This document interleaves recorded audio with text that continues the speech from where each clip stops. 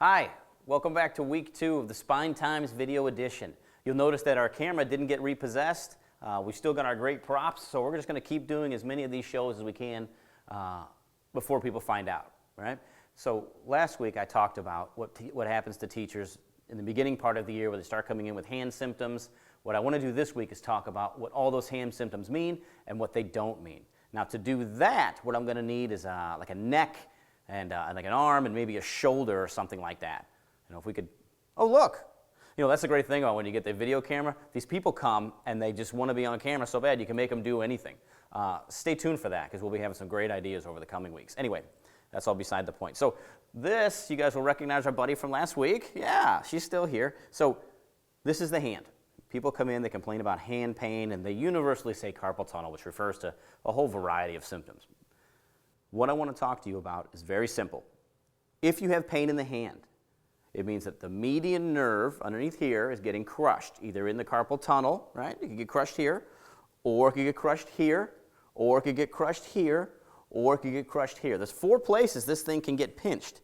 If you pinch it here, your brain tells you I have pain in my hand. If you pinch it here, your brain tells you I have pain in my hand. If you pinch it here, your brain tells you I have pain in my hand. So you have 4 possible situations where you think you have pain in your hand, right? But you don't have a problem with your hand in 3 out of the 4 cases. Now, one way to figure out which of these is right is to stick a bunch of needles in here and run some tests, and then go have lunch while the person has the needles in their neck, which is always a great time, or take some x-rays. There's a bunch of different ways to do it. None of that matters. What matters to you before you ever go see somebody about this is what you need to do to make sure you can track these symptoms yourself, and it's really simple.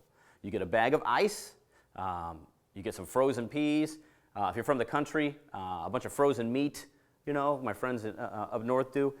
All you've got to do, put ice on here at the end of the day, 10 minutes on, 10 minutes off, right? Or you put your ice here, 10 minutes on, 10 minutes off. Don't put it directly on the skin, put something in between. I mean, let's use some common sense here. If the symptoms start to go away, or if it's keeping them away, you know, if you notice that when you're doing ice, the symptoms stop showing up time and time again, then that's the area that has the problem.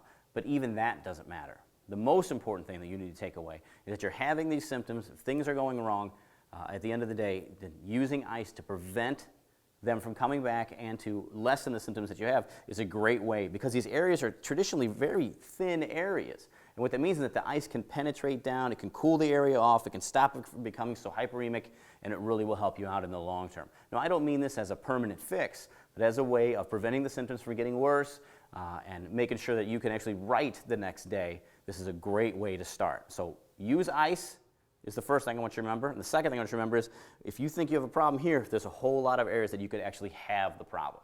All right, so if you tune in next week, what we're going to talk about is the ergonomics of teaching, which is a real big word, so you know it's going to be a lot of fun. So I'll see you guys next week. Thank you.